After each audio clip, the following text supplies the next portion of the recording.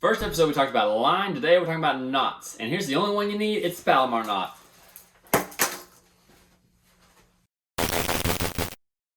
But in all seriousness, a Pelomar knot is what I'm going to throw 99% of the time. It doesn't matter if it's crankbaits, jigs, or swim baits, and that's only because that's what I'm most confident in and most familiar with, and I could literally tie it in my sleep with my eyes closed. Not that you sleep with your eyes open very often. Now, I'm not going to show you how to tie every one of these knots. I actually think that the pictures are a lot easier to go off of than watching somebody else do it, and I'll link those down below.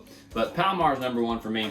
The only other one that a lot of people rank as their number one line would be an improved clinch knot. One thing about an improved clinch knot that I think some people like over a Pelomar is that you don't ever have to actually loop the line around the lure. You can tie it all, in front of the split ring. What I will use an improved clinch knot for is an Alabama rig, because if you've already got one rigged up, maybe your line got frayed, you don't have to try to loop it around 5 wires and 5 swim baits and hooks and all the dangling mess that an Alabama rig is. You can just keep it all right there in front of the eye, cinch it up, and you're good to go a lot faster with an improved clinch on an A-rig than you might be with a Pelomar. This is going to be the knot that I tie second most. Anytime I've got braid and fluoro or braid and mono connecting on a spinning rod, I'm going to tie a double Uni Knot. I started off tying an Alberto knot for that, and it was the dumbest thing ever. Don't tie an Alberto knot. It doesn't come through the guides very smooth. You're not going to be able to throw it nearly as far. You're going to spend a lot of time really frustrated when you could just tie a double Uni knot. It's really easy to tie. It's essentially the same knot twice. You cinch them together. It forms that nice little knot there in the middle.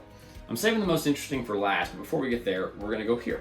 A big size weight and a straight shank hook. So if you're punching, you're flipping braid, really heavy cover, you can tie what's called a Snail knot. The key for a Snail knot is that initial line goes through the front of the eye.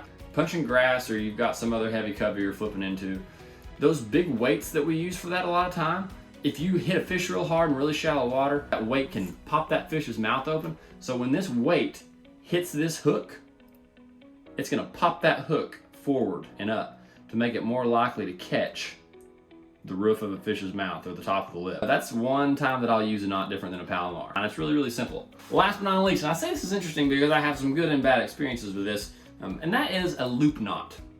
Okay, aptly named, as you can see, but a loop knot, some people like throwing it with top water.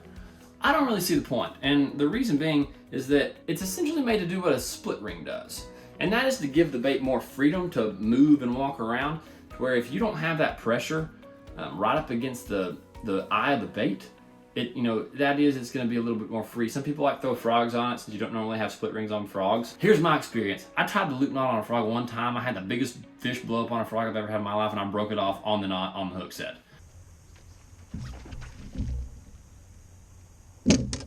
That's what happens when you try to tie a new knot, a freaking loop knot.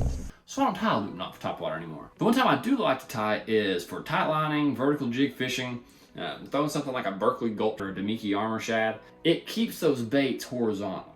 It's not tied to the eye, so the bait's not falling with pressure on it from the eye necessarily until you put that pressure on there with the line.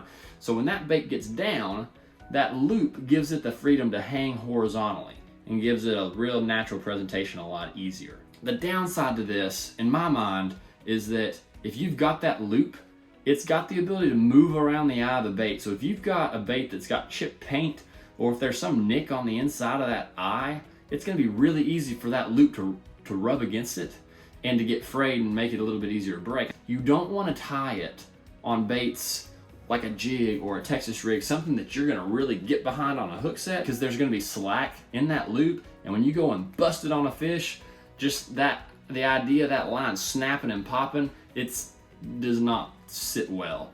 Try it and see. You're going to learn what you prefer and what you have more confidence in as you get used to tying these different ones. They're all real simple to tie. None of these are really complicated. It just takes sitting down and getting used to them to figure out what you like and what you don't like. But for me, I would say tie the Pelomar literally all the time.